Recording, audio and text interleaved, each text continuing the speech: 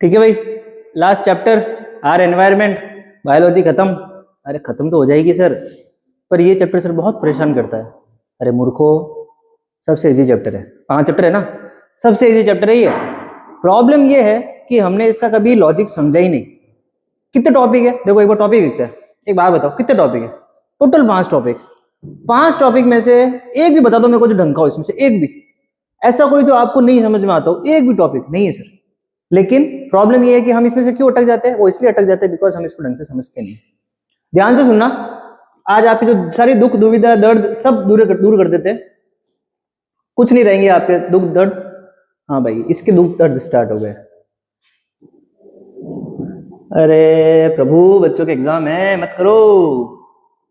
ठीक है, देखो भाई, 10% लॉ एक्सप्लेनेशन पता होगा ना, इससे इधर, इधर से इधर, इधर से इधर, इधर से इधर, जो 10% एनर्जी ट्रांसफर होती है उसके बारे में। एनर्जी पिरामिड सबसे इजी है ये। जब आप ऊपर जाते हो तो नंबर कम होता है। एनर्जी पिरामिड उल्टा क्यों बनता है? बिकॉज सबसे ऊपर ज्यादा एनर्जी होती है, फिर कम एनर्जी, फिर कम एनर्जी, फिर कम एनर्जी, सबसे कम एनर्जी, तो एनर्जी पिरामिड उल्टा बनता है। बायोलॉजिकल मैग्निफिकेशन, इसको तो मैं देखो तुम्हें ऐसा रटवा दूंगा ना, अब नहीं बोलोगे। फूड चेन, फूड वेब, बचपन में सीखते हम। अभी प्रॉब्लम पता क्या है, वो कुछ ऐसे नाम आ जाते हैं कि समझ में नहीं आता है कि प्रोड्यूसर कौन है, कंज्यूमर कौन है। उसके एक दो ट्रिक्स तो क्या बताऊं मैं आपको, एक दो नाम बता दूंगा कॉमन, जो आपको प्रोड्यूसर्स और कंज्यूमर्स में याद रखने, तो शायद आपकी फूड चेन, फूड वेब आपसे आराम से बन जाएगी। Effect of non biodegradable, non biodegradable मतलब जो कभी खत्म नहीं होते, क्या इफेक्ट होता है देखते हैं, शुरू करते हैं। देखो भाई,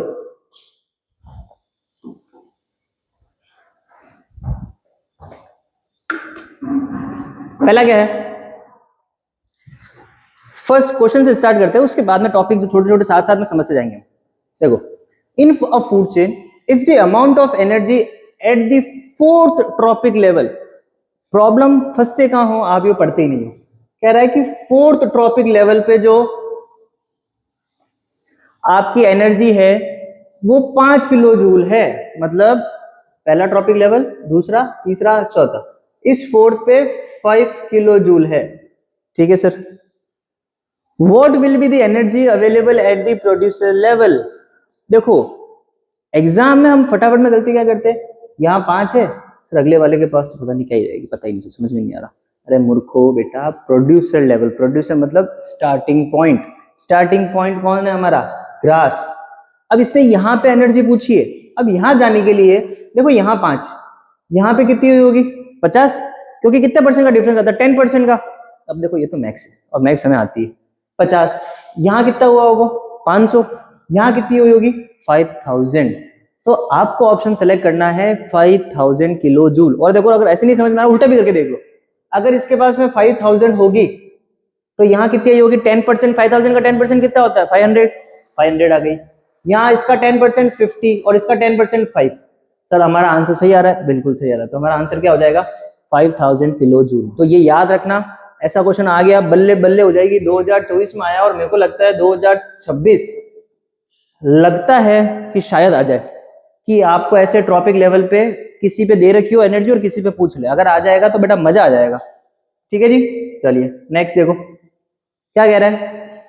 देखो, ये बस एक नॉर्मल सा थ्योरेटिकल क्वेश्चन है, पूछा तो नहीं जाना चाहिए, पूछ लिया था 2023 में। आप, मेरे को नहीं लगता वापस कभी पूछेंगे, बिकॉज आजकल सीबीएसई इन लॉजिक्स पे कम जाती है। सीबीएसई चाहती है कि आप क्या सोचते हो। क्या कह रहा है? In 1987, an agreement was formulated by the UNEP to freeze the production of X. अब किसका प्रोडक्शन बंद करोगे ताकि Y का डिप्लीशन खत्म हो जाए? अब एक बात बताओ, अर्थ के अराउंड एक लेयर है जिसको हम डिप्लीट कर रहे हैं। कौन सी लेयर है सर? बचपन से सीख रहे हैं सर, ओजोन। अब है कि नहीं इजी, लेकिन पता नहीं फिर भी मार्क्स हट जाते हैं। ओजोन वो लेयर है जो कि हम क्या कर रहे हैं, एक तो इसको बड़ा ओजोन जो है उसको डिप्लीट होने से बचा रहे हैं। तो सर वाई तो क्या हो गया? ओजोन हो गया। और इसको डिप्लीट करता कौन है? सीएफसी, क्लोरोफ्लोरोकार्बन आपके फ्रीजर में से निकलती है, एसी में से निकलती है। तो एक उन्होंने एग्रीमेंट बनाया कि हम सीएफसी का जो प्रोडक्शन है उसको कम कर देंगे, बंद कर देंगे, ताकि जो वाई है मतलब जो ओजोन है उसका डिप्लीशन क्या हो जाए? खत्म हो जाए। ठीक है जी, देखो भाई नेक्स्ट क्या कह रहा है। Assertion and reasoning. The amount of ozone in the atmosphere begins to drop sharply in the 1980s। एक चीज अगर आपने ध्यान से नोटिस की हो, 2023 में भी ओजोन पे क्वेश्चन आया, 24 में भी आया, क्या 26 में आएगा? देखो कह नहीं सकते, बट है तो बहुत इजी है। अभी देखो 2 मिनट में इसको भी याद करवा देते हैं आपको। क्या कह रहा है? The amount of ozone in the atmosphere begins to drop sharply in the 1980s। Reason, use of synthetic chemicals like CFC is the main cause of the ozone depletion. अब इसने कहा कि 1980 में अमाउंट ऑफ ओजोन जो है वो deplete होना, atmosphere में ओजोन का जो अमाउंट है वो धीरे धीरे कम होने लग गया 1980s के बाद में। क्यों कम होने लग गया? बिकॉज हमने ऐसे केमिकल जो कि सीएफसी वगैरह जो है इनको यूज करना क्या कर दिया, बढ़ा दिया। तो दोनों ही क्या हो जाएंगे आपके, सही हो जाएंगे। ठीक है जी। नेक्स्ट क्या कह रहा है ये? Food web is a network of several food chain operating in an ecosystem. Food web decrease the stability of an ecosystem. तो food web is a network of several food chain operating in an ecosystem. 100% सही बात है। एक ecosystem में बहुत सारे जब food chains मिल जाती है तो उसको हम फूड वेब भी कहते हैं, यही होता है। Food web decrease the stability of an ecosystem. क्या स्टेबिलिटी खत्म करता है? अरे नहीं, स्टेबिलिटी कैसे खत्म करेगा भाई? ग्रास को खाने वाले 4 जने हैं, तो मान लो इसको खाने वाला इंसेक्ट है, उसको खाने वाला फ्रॉग है। ग्रास को खाने वाला इंसेक्ट, इंसेक्ट को खाने वाला फ्रॉग, ग्रास को खाने वाला मान लो एग्जाम्पल रैबिट भी है, और रैबिट और फ्रॉग को खाने वाला कौन है? स्नेक है। तो बेटा अगर गलती से भी अगर ये चला जाए तो रैबिट स्नेक कम से कम खत्म नहीं होंगे, वो फ्रॉग को तो खा पाएंगे। तो ये तो स्टेबिलिटी प्रोवाइड करता है, डिक्रीज नहीं करता है। ठीक है, तो आपका जो ऑप्शन नंबर आर है वो हो जाएगा फॉल्स। ऑप्शन नंबर क्या सही हो जाएगा? सी सही हो जाएगा। कोई दिक्कत? वापस बता रहा हूँ, फूड वेब जो है वो इकोसिस्टम में स्टेबिलिटी प्रोवाइड करते हैं, डिक्रीज नहीं करते।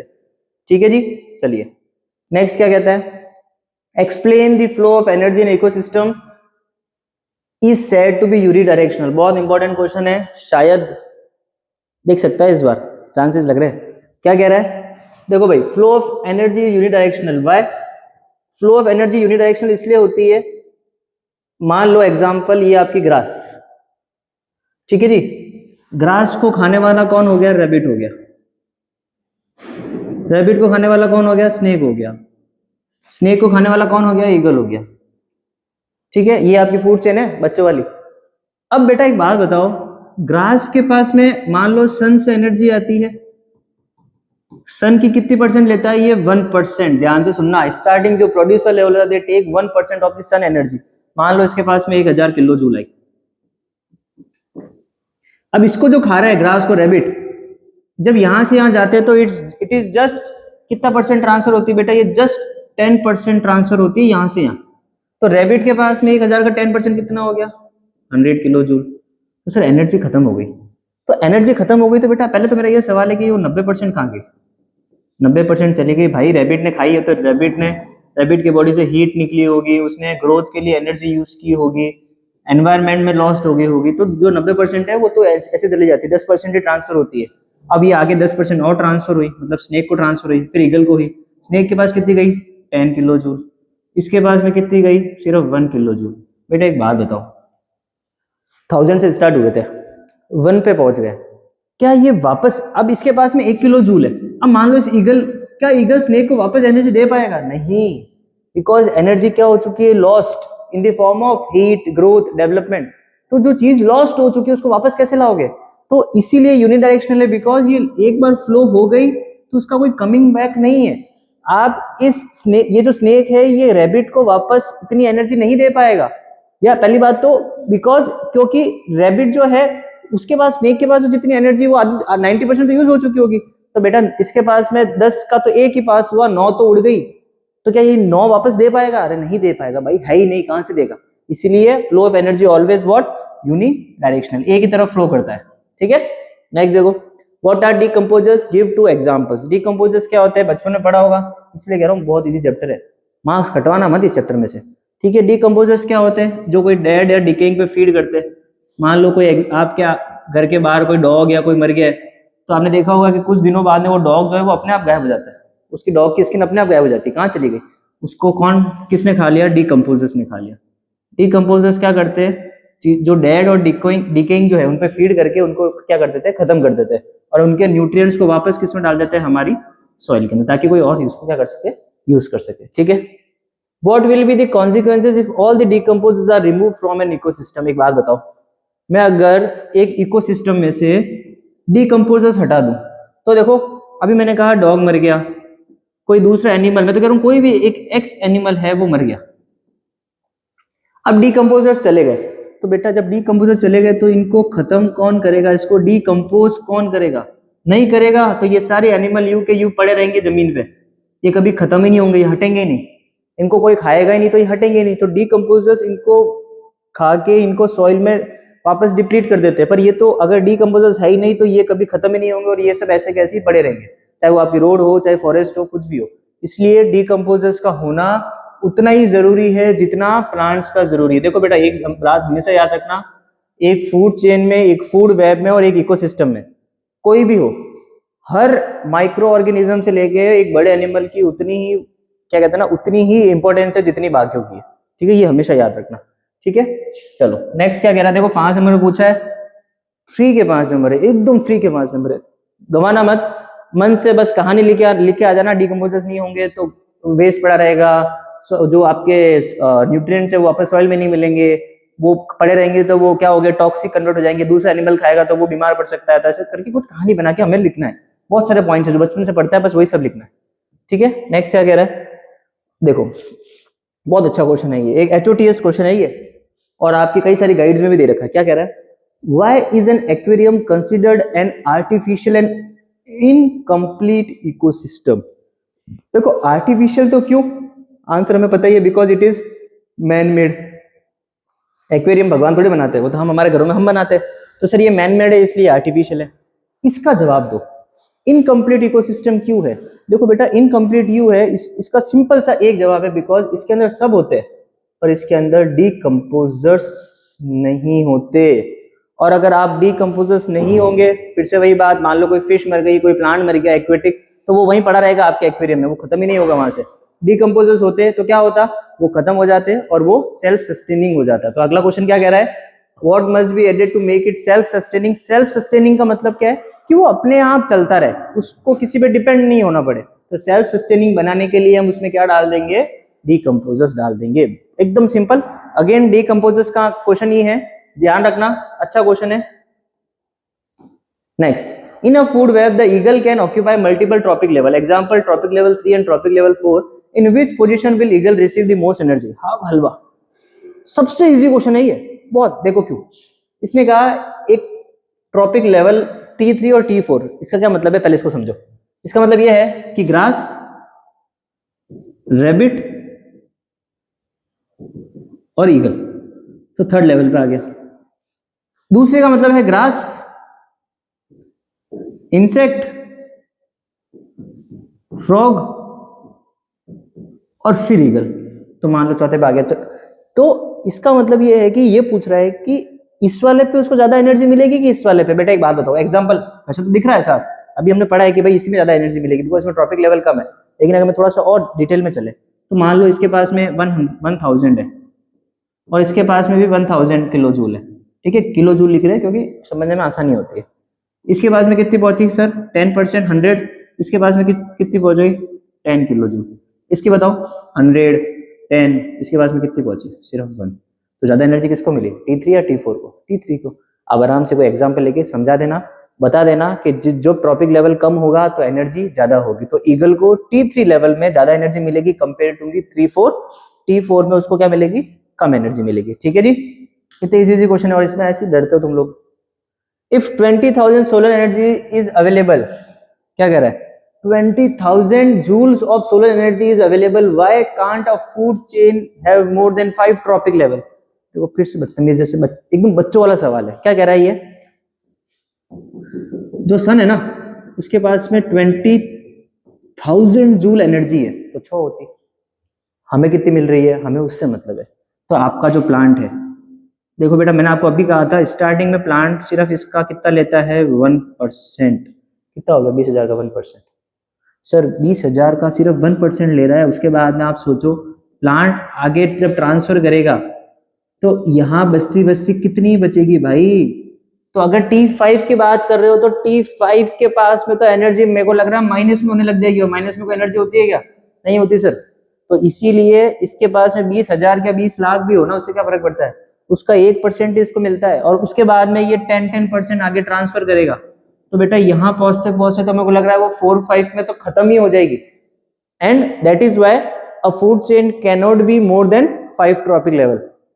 5 से ज्यादा इसलिए नहीं होती बिकॉज उसके बाद में एनर्जी नहीं बचती, और एनर्जी नहीं बचती है तो वो अगले को देगा क्या, इसीलिए 5 ट्रॉपिक लेवल से ज्यादा एक फूड चेन नहीं होती है। ठीक है, देखो ये जो हम पढ़ रहे हैं ना, ये मजाक नहीं है, ये आपके नेचर में रियलिटी में ऐसा हो रहा है, आपके नेचर में रियलिटी में ऐसा हो रहा है। ठीक है, देखो क्या कह रहा है, a pyramid showing producers 100 joule 1000 joule sorry, देखो क्या कह रहा है, प्रोड्यूसर के पास में 1000 है,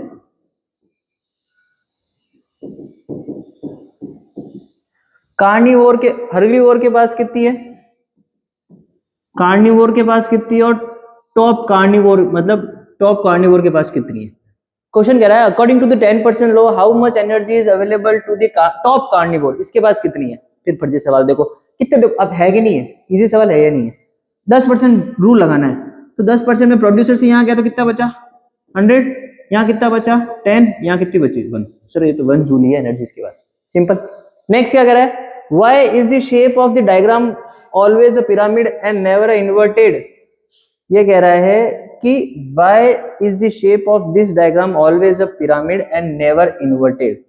इसका शेप जो होता है, एनर्जी पिरामिड का जो शेप होता है वो ऐसा ही क्यों होता है, उल्टा क्यों नहीं होता। वो उल्टा इसलिए नहीं होता बिकॉज बेटा जब आप ऊपर जाओगे तो लेवल जो हो रहा है वो धीरे धीरे क्या हो रहा है, कम, नंबर क्या होता है, कम होता है, प्रोड्यूसर सबसे ज्यादा है, फिर हर्बीवोर उससे कम है, कार्निवोर उनसे भी कम है, और टॉप कार्निवोर तो सबसे कम है। इसीलिए ये हमेशा कैसे होता है, पिरामिड के शेप में होता है। पिरामिड मतलब क्या कह रहा है कि धीरे धीरे धीरे धीरे धीरे धीरे ये चीज क्या हो रही है, कम हो रही है। और उल्टा क्यों नहीं होता, अगर मैं इसको उल्टा बनाता, एक बात बताओ, तो ये कह रहा है प्रोड्यूसर सबसे ज्यादा, मतलब इनका नंबर कम हो रहा है, पर नंबर कम थोड़ी होता है, कम क्या होती है, एनर्जी। आप एनर्जी की बात करोगे तो पिरामिड उल्टा बनता है, आप अगर उनके अमाउंट की बात करोगे तो ये कैसे होता है, इस टाइप का होता है। एनर्जी पिरामिड उल्टा क्यों होता है, सुनो, प्रोड्यूसर के पास सबसे ज्यादा एनर्जी, इसका 10% अगले को मिला तो नंबर कम, उसका 10% अगले को मिला और कम, और 10% कम मिला तो नंबर और कम। तो एनर्जी हर ट्रॉपिक लेवल पे क्या होती है, कम होती जाती है। तो ये इसलिए है बिकॉज नंबर हर लेवल पे कम होता है, ये क्यों है, क्योंकि एनर्जी हर लेवल पे क्या होती है, कम होती है। ठीक है जी, देखो नेक्स्ट क्या कह रहा है, complete and draw the following food chain. Phytoplankton, देखो अब यही है जो आपको एग्जाम में नहीं समझ में आता, तो ये याद रख लेना, रट लेना। ये फाइटोप्लैंक्टन क्या होते हैं बेटा, फाइटोप्लैंक्टन ये मान लो एक्वेटिक प्रोड्यूसर्स है, they are the aquatic producers. ये प्लांट नहीं होते बट प्लांट जैसे ही चीज होती है, वो प्लांट जैसे होते हैं, प्लांट नहीं होते पर प्लांट जैसे होते हैं। और इनको खाने वाला जो होता है ना बेटा, वो होते हैं जूप्लैंक्टन, ये याद रखना। छोटी फिशेस होती है उनको हम जूप्लैंक्टन कहते हैं। उसके बाद में और स्मॉल, मतलब उनसे थोड़ी सी बड़ी फिशेस, फिर आती है लार्ज फिशेस, और फिर आ जाता है आपके ह्यूमन। ठीक है, अब देखो ये भी कितने, 1 2 3 4 5 पे खत्म हो गई, क्यों, बिकॉज एनर्जी बचेगी नहीं। ठीक है, अब बात हम कर रहे थे क्वेश्चन की, नेम द मिसिंग ऑर्गेनिज्म, क्या हो गया, जूप्लैंक्टन। फाइटो को खाने वाला कौन होता है, जूप्लैंक्टन होता है। In which ecosystem does this food chain exist, कौन से इकोसिस्टम में होती है, एक्वेटिक, ये तो कॉमन सेंस है, small fish large fish, fishes कहाँ होती है, एक्वेटिक इकोसिस्टम में। What is the role of phytoplankton, देखो बहुत इंपॉर्टेंट क्वेश्चन है, बहुत इंपॉर्टेंट क्वेश्चन है, इसलिए मैं इसका बहुत अच्छे से एक्सप्लेनेशन साथ में लेके आया हूँ, ध्यान से देखना। देखो क्या कह रहा है, they are the plant like organism that form the foundation of aquatic food webs. जो पानी वाली फूड वेब्स या फूड चेन्स बनती है, उनका जो बेस होता है, बेस हमेशा प्रोड्यूसर्स होते हैं, तो they are the plant like organism, जो कि बेस होता है एक्वेटिक फूड वेब का। इनको कौन खाता है, जूप्लैंक्टन खाता है, उसके बाद में कौन खाता है, आपकी स्मॉल फिशेस, फिर लार्ज फिशेस, और आपके फिर ह्यूमंस। और बहुत इंपॉर्टेंट लाइन लिख रखी है, ध्यान से देखना इसको, they produce approximately 50% of the world oxygen. 50% इस दुनिया की जो ऑक्सीजन है कौन दे रहा है, फाइटोप्लैंक्टन्स, जो कहाँ रहते हैं, पानी में रहते हैं। तो ये बहुत इंपॉर्टेंट लाइन है, ये याद रखना। और आपकी जो कार्बन डाइऑक्साइड है उसको बहुत हाई अमाउंट में ये क्या कर लेते हैं, कंज्यूम कर लेते हैं। हम पेड़ों को जितना कहते हैं ना, पेड़ को जितना हम लोग इंपॉर्टेंस दे रहे हैं, उतने इंपॉर्टेंट ये भी है। तो ये क्या है, आपके फाइटोप्लैंक्टन होते हैं, प्लांट लाइक स्ट्रक्चर्स होती है, 50% ऑक्सीजन प्रोड्यूस कर रहे हैं, कार्बन डाइऑक्साइड को यूज कर रहे हैं, प्लस किसका फूड होता है ये जूप्लैंक्टन का, और उसके बाद में उनको कौन खा लेती है, बड़ी बड़ी फिशेस जो आपने पढ़ाई है, स्मॉल के बाद में लार्ज फिशेस। ठीक है जी, चलो नेक्स्ट क्या कह रहा है, grass, grasshopper, frog, snake, peacock, if all the frogs are removed from this ecosystem what will be the two immediate effect on the food chain।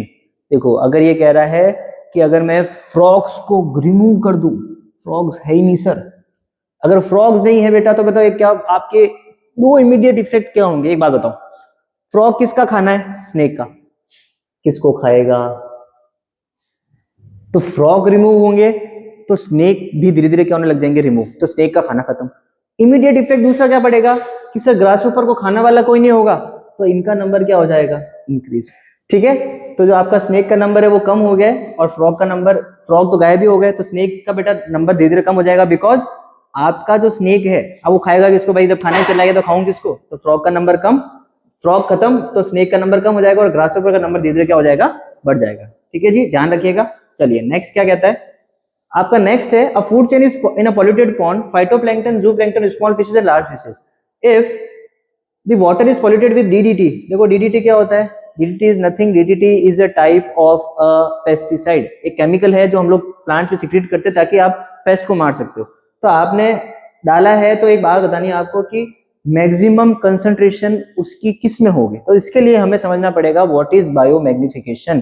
ध्यान से सुनना, बहुत ध्यान से सुनना, देखो समझते हैं। मान लो बेटा ऐसे टोटल 5 प्लांट है, 5 नहीं हम 10 प्लांट लेते हैं, ठीक है, टोटल 10 प्लांट है, इनको फाइटोप्लैंक्टन को खाने वाले जूप्लैंक्टन कितने हमारे पास में, सिर्फ 2 है, ये एक हो गया, ये दूसरा हो गया। अब इस एक ने क्या किया, इन 5 को खा लिया, इसने क्या किया, इनको खा लिया। अब सुनो, अब देखो क्या हुआ, अब नेक्स्ट इनको खाने वाले कौन है, स्मॉल फिशेस है। अब ऐसे हमारे पास में टोटल 5 फिशेस है, 1 2 3 4 5। अब ये एक फिश जो है ना वो ऐसे 2 जूप्लैंक्टन खा जाती है अकेली, एक फिश 2 खा लेती है। तो एक बात बताओ, टोटल 5 है तो कितनी हो गई, 2 + 2 + 2 + 2 + 2, तो टोटल कितने हो गए सर, 10। तो सर इन्होंने 10 जूप्लैंक्टन खा ली। ठीक है sir, next I large fish, हमारे पास टोटल 3 लार्ज फिशेस है, पहली, दूसरी, तीसरी। अब देखो ये क्या करती है, ये क्या करती है, ये एक अकेली लार्ज फिश ये सारे को खा जाती है, सारे स्मॉल फिशेस को एक साथ। अब बेटा वेल मुंह खोलेगी तो ये 5 फिश क्या होता है, 500 फिश खाएगी एक साथ, तो सोचो एक बड़ी फिश इन 5 को खा लेती है, तो इसके पास में 5 + 5 + 5, तो सर ये कितने हो गए, 15 हो गए। अब इसके पीछे एक ह्यूमन है, इस ह्यूमन ने इन तीनों लार्ज फिशेस को कट खा लिया। तो बेटा ये आप इमेजिन करो, इतनों का जो आपका केमिकल था वो एक अकेले ह्यूमन में गया है, इतने सारा केमिकल जो इतनी सारी जगहों से आया था वो अकेले ह्यूमन में गया है। तो हर लेवल पे जो कंसंट्रेशन है वो क्या हुई है, इंक्रीज हुई है, हर लेवल पे कंसंट्रेशन बढ़ी है। तो इसी को हम कहते हैं बायोलॉजिकल मैग्निफिकेशन, मतलब कि जब आप फाइटोप्लैंक्टन पे हो तो जो आपका कंसंट्रेशन है वो क्या है, कम है, जब आप जूप्लैंक्टन में गए हो तो कंसंट्रेशन बढ़ चुका है, यहां जाओगे तो और बढ़ जाएगा, यहां जाओगे तो और बढ़ जाएगा। और क्वेश्चन क्या पूछ रहा है, मैक्सिमम कंसंट्रेशन किसके पास है, तो किसके पास है आपकी, हमेशा याद रखो लार्जर फिश, जो लास्ट होता है आपके फूड चेन में उसकी मैक्सिमम कंसंट्रेशन होती है, रट लो, नहीं समझ में आता है, नहीं अगर फाइंड कर पाते हो रट लो इसको, जो भी लास्ट में, इसके बाद में ह्यूमन आएगा तो ह्यूमन में और भी ज्यादा होगी, तो कंसंट्रेशन हर लेवल पे क्या होती है, बढ़ती है। ठीक है जी, चलिए नेक्स्ट क्या कहता है, देखो नेक्स्ट क्या है, vegetarians are at lower risk of consuming whereas non vegetarians are higher by. देखो फिर से वही कॉमन सेंस की बात है, वेजिटेरियन क्या खाएगा, प्लांट खाएगा, तो प्लांट तो वो कितनी खा लेगा, ह्यूमन खा, अगर डायरेक्ट प्लांट खा रहा तो कितनी खा लेगा, तो इसमें केमिकल जो लेवल है वो इतना ज्यादा नहीं होगा। लेकिन अगर आप बात करते हो नॉन वेज की, तो बेटा एक ह्यूमन जो है वो मान लो एक फिश खाता है, पर आप ये सोचो ना इस फिश ने कितनों को खाया होगा, अभी तो हमने देखा कि इस फिश ने कितनों को खाया होगा, और जिसको फिश ने खाया होगा उसने आगे कितनों को खाया होगा, तो इसीलिए हर लेवल पे केमिकल बढ़ा होगा। जब फिश को ह्यूमन ने खाया होगा तो उसके पास में कितना सारा केमिकल पहुंच गया होगा, इसीलिए नॉन वेजिटेरियन जो होते हैं उसमें बायोमैग्निफिकेशन ज्यादा होता है, केमिकल से जो उनका कंटेमिनेशन होता है वो ज्यादा होता है, वेरेस जो आपके ह्यूमंस जो वेजिटेरियंस होते हैं उनमें वो क्या होता है, कम होता है। तो आपके बायोमैग्निफिकेशन के कॉन्सेप्ट के ऊपर आपका आंसर ये हो जाएगा कि जो नॉन वेजिटेरियन है वो फिश खाते हैं, और फिश ने ऐसे बहुत सारे एनिमल्स को, प्लांट्स को खाया होगा, प्लस ह्यूमन जो है वो डायरेक्ट प्लांट्स को खा रहे हैं, तो इसमें कंटेमिनेशन होने के चांसेस कम है। ठीक है जी, चलिए नेक्स्ट क्या कहता है। नेक्स्ट, हेलो, तो ध्यान से सुनिएगा, this is your topic biomagnification. अब आपको पता होगा ये टॉपिक बड़ा डिफिकल्ट सा लगता है, इस चैप्टर में सबसे डिफिकल्ट हमें ये लगता है कि सर बायोमैग्निफिकेशन क्या है। ध्यान से सुनो, बहुत इजी है, देखो ध्यान से देखो। आप इस पिक्चर को देख के क्या समझ पा रहे हो? आपको लग रहा है कि हर जो स्टेप है, हर स्टेप में क्या हो रहा है? देखो बेटा, इस लार्ज फिश ने सोचा ऐसे कितनी सारी स्मॉल फिशेस को खाया होगा। एक अकेली एक की बात करते हूँ, इस एक अकेली स्मॉल फिश ने सोचो कितनी फिशेस को खाया होगा, कितने इंसेक्ट्स को खाया होगा, इस अकेले ने कितनों को खाया होगा। तो बेटा हर लेवल पे जो इंक्रीज हो रहा है कंटेमिनेशन का, क्यों? अगर ये इंसेक्ट 100 इंसेक्ट को ये अकेली फिश खाती है तो इसके अंदर 100 इंसेक्ट्स का जहर है। ध्यान से सुनना, ये ऐसी 10 फिश खाती है तो 10 इंटू 100 मतलब 1000 जनों का जहर तो इस अकेले में पहुंच गया। अब ह्यूमन ऐसी 2 फिश खा लेते तो मतलब 2000 जनों का इसके अंदर जहर अकेले एक ह्यूमन में एक टाइम में 2000 फिशेस का जहर पहुंच गया। तो हर लेवल पे क्या हो रहा है? हर लेवल पे सर जो कंटेमिनेशन जो है केमिकल का जो या जो बायोमैग्निफिकेशन हो रहा है, हर लेवल पे जो है कि इनका जो इंक्रीमेंट हो रहा है, केमिकल्स का जो इंक्रीमेंट हो रहा है, that is known as biomagnification. ठीक है, चलिए थैंक यू सो मच। चलिए देखो, अब आपका एक क्वेश्चन है, if all the waste we generate is biodegradable will have no impact on the environment. ऐसा थोड़ी होता है कि सर अगर सारा का सारा वेस्ट बायोडिग्रेडेबल भी हो, मैं तो कह रहा हूँ नॉन बायोडिग्रेडेबल तो चलो है ही नहीं। हम पहली बात तो नॉन बायोडिग्रेडेबल क्या होता है? जो कि डिग्रेड नहीं होता विद द टाइम, पड़ा रहता है, जैसे प्लास्टिक, वो कभी डिग्रेड होता ही नहीं है, तो वो पड़ा रहेगा तो वैसे भी पॉल्यूशन करता है। लेकिन हम तो कह रहे हैं कि क्या बायोडिग्रेडेबल जो होता है अगर वो पड़ा रहे तो क्या वो एनवायरनमेंट को कोई हार्म नहीं करता? देखो ऐसा नहीं है, करता है। क्यों? ध्यान से सुनो भाई, अगर ये इतना ज्यादा हो जाएगा तो सबसे पहला तो क्या आएगी? बहुत सारी फाउल स्मेल आएगी, गंदी बदबू वगैरह आएगी, तो वो हमारे लिए अच्छा नहीं है। दूसरा, ब्रीडिंग साइट मान लो, आपके इतने सारे इंसेक्ट जो होते हैं वो ऐसी जगहों पे ब्रीड करेंगे तो वो ब्रीडिंग साइट ऑफ इंसेक्ट हो जाएगी। ठीक है, तीसरा क्या हो जाएगा भाई? अल्टीमेटली जब ये एक्वेटिक लाइफ के साथ मिक्स होगी तो ये वाटर क्या करवाएगी? वाटर पॉल्यूशन का सबसे बड़ा सोर्स ही यही है, वाटर पॉल्यूशन। तो चाहे बायोडिग्रेडेबल हो चाहे नॉन बायोडिग्रेडेबल हो, पॉल्यूशन तो दोनों ही करते हैं। बट फर्क क्या है कि जो बायोडिग्रेडेबल है वो विद द टाइम खत्म हो जाते हैं, नॉन बायोडिग्रेडेबल कभी खत्म नहीं होते। ठीक है जी, चलिए नेक्स्ट क्या कह रहा है?